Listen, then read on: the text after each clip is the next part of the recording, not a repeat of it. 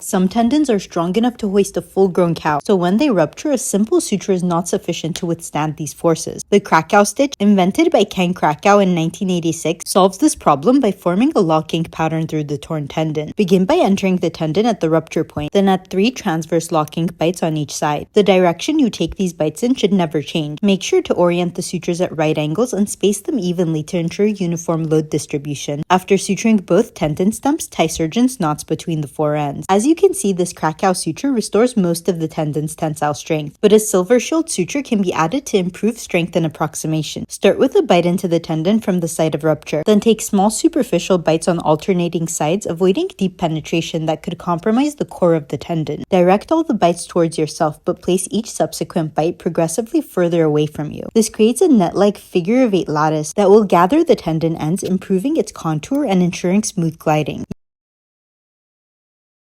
Sterility is our religion in the OR, and your hands should be the most sterile parts of your body, but surgeons puncture gloves during surgery all the time without even knowing it. This means the gross germs and sweat from their hands can leak out of the gloves and cause surgical site infections. Double gloving can help prevent this, but don't just wear 2 of the same gloves over one another. The glove you wear first is called the puncture indicator underglove. It has to be half a size larger than your regular glove size, and in a darker color like blue or green. The overglove is usually white and has to be in your exact glove size. Surgical gloves are pretty sturdy, so one pass with a surgical scalpel is not going to cut them, but other sharp tools and sharp edges of broken bones can easily slice through, which is why orthopedic surgeons must always double glove. This way, if the outer glove is breached, the inner glove provides an additional layer of defense and sterility is maintained. Every hour in surgery, you can put your hands in and out of the incision thousands of times, so even if you manage to keep your outer gloves intact, you should still change them every 60 to 90 minutes. Outer gloves should also be changed anytime you suspect they might be contaminated and after critical portions of the surgery, like after removing a tumor to prevent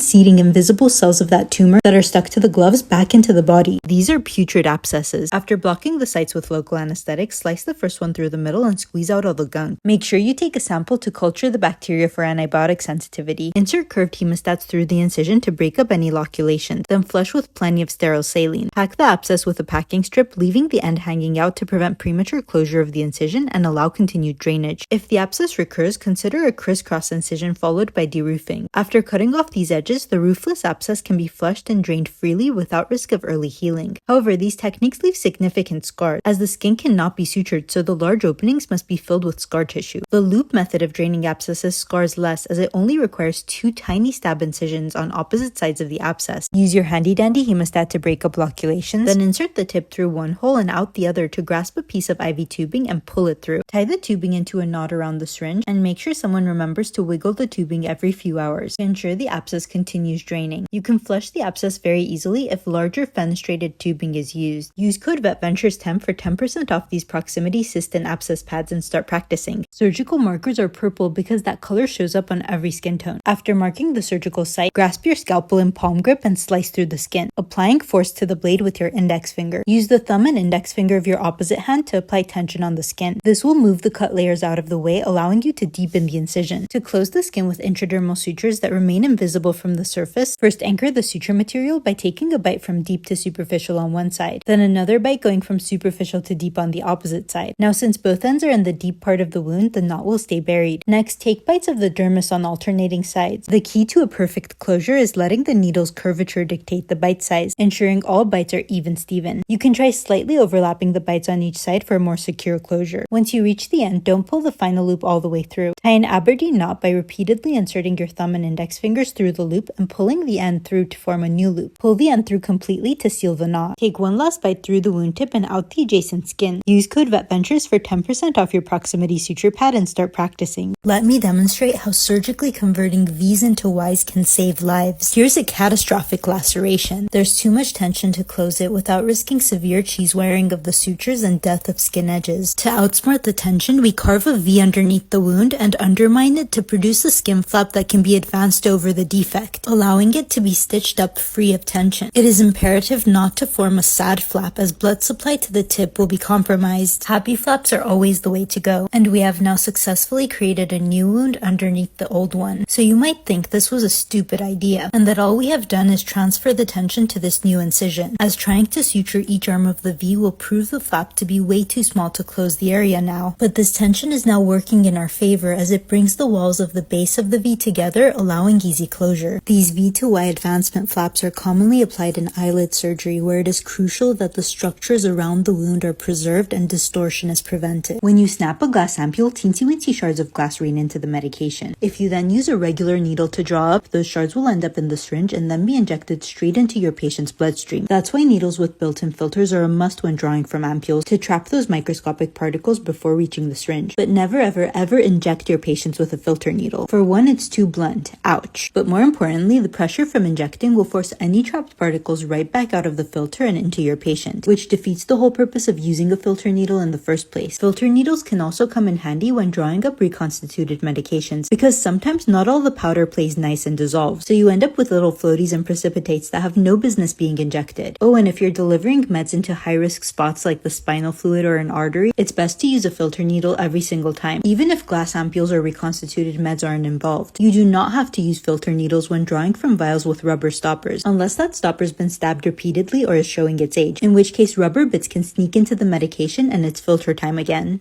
I'll show you how carving the letter Z next to this high-tension wound can help close it, but to pull off this Z-plasty, careful planning of the Z incision is needed. First, the region around the original defect must be manipulated to locate an area with an adequate amount of skin, because the whole point of a Z-plasty as the relaxing incision is to move skin from where it is readily available to where it is needed to relieve tension. The central limb of the Z is carved parallel to the line of tension and 90 degrees to the primary wound closure. These 3 incisions of the Z should be of equal length to be neatly sutured together after transposition. And the longer the length of these incisions, the more relaxation you will achieve, but using longer lengths may be restricted by the looseness of the skin in the area. Angles of 60 degrees between the incisions are most commonly used, since larger angles put more tension on surrounding tissues, and smaller ones produce narrow flaps with an insufficient blood supply, causing them to die and fall off. Once the skin between the incisions is undermined, the original wound can finally be closed. As the tension from the wound is transferred to the Z incision, the elevated flaps will begin to transpose and can be sutured to form a reverse Z. Sometimes in surgery, you have to make things worse to make them better. Like when removing a skin tumor, you might have to design a rotation flap to borrow adjacent skin for tension-free closure of the resulting hole. The first step is to triangulate the defect, enlarging it into an isosceles triangle with base X and sides measuring about 3x. Then from the outer corner of this triangle, draw an arc roughly 5 to 8 times X. The flap created by this arc must be large enough to rotate fully into place and close the defect directly, without requiring a skin graft. However, in real life, this design often literally falls short and doesn't reach far enough to fully cover the defect. To avoid this, extend the arc beyond the edge of the triangle. This ensures that once you rotate and advance the flap, it will cover the defect more reliably. If even more mobility of the flap is needed, make a back cut at the base of the flap. But doing this might kill some of the flap skin, as blood supply enters through the base of the flap. A more blood vessel friendly alternative is to excise a small wedge of tissue known as a Burroughs triangle at the pivot point, which helps the flap advance more freely. Load a scalpel to cut along the lines and remove all the unwanted skin. And if your planning was perfect, now you can stitch the edges together nicely.